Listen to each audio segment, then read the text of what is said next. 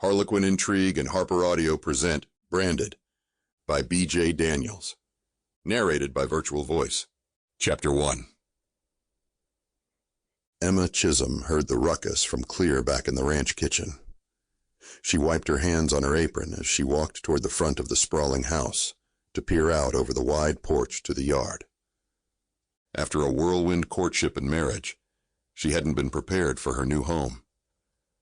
Hoyt had warned her that his ranch was in the middle of nowhere, Montana, but she hadn't been able to imagine anything this isolated or this huge. She remembered thinking that day 2 weeks ago, when they'd driven north for 3 hours after picking up one of his ranch trucks at the airport in Billings, that she didn't really know what she was getting into, not with her new life, or her new husband. After all, what did she really know about Hoyt Chisholm? And what did he know about her? Very little, since she had purposely skimmed over the past. It was a given that both being over 50, they had things in their pasts they wanted to forget. The thought that Hoyt might also have something in his past he wanted to hide had never occurred to her. That was an unsettling thought, she realized, as she headed for the front of the rambling ranch house. Even through the cloud of dust they were kicking up, she recognized the 2 young men brawling by the corral. Emma sighed, shaking her head as she watched 2 of her stepsons fighting.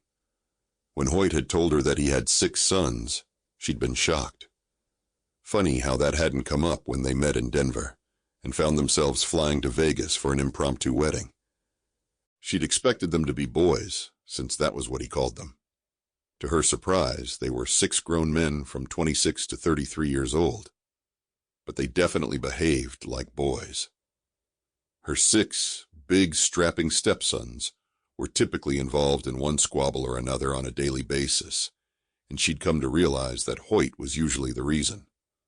The boys, all adopted, had apparently been raised without a woman in the house to give them any guidance, and Hoyt dang sure wasn't providing any.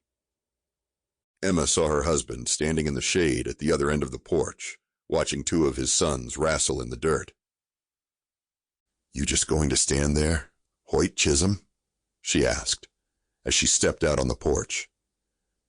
He shot her that grin that had stolen her heart, and clearly her senses as well. How else could she explain marrying a man she barely knew to come to this ranch, so far from civilization?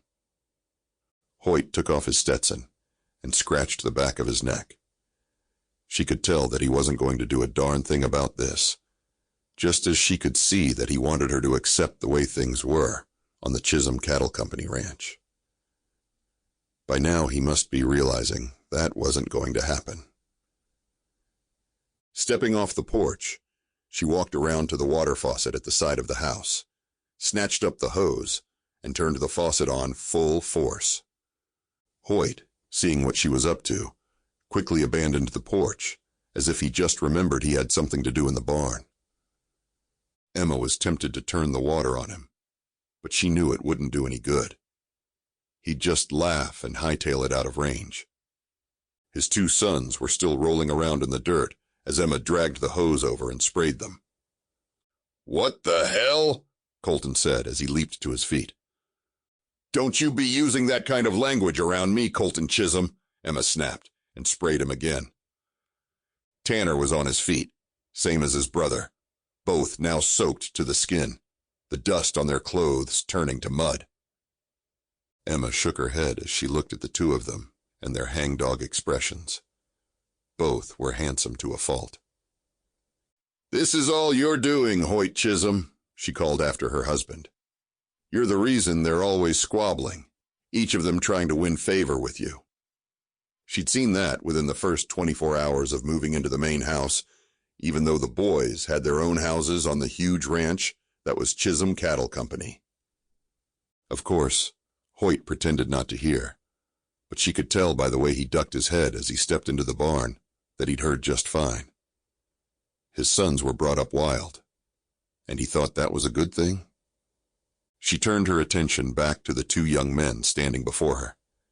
They had both retrieved their hats and stood looking sheepish and wet and worried about what she might do next. I'd best not catch you fighting like... Sample complete. Ready to continue?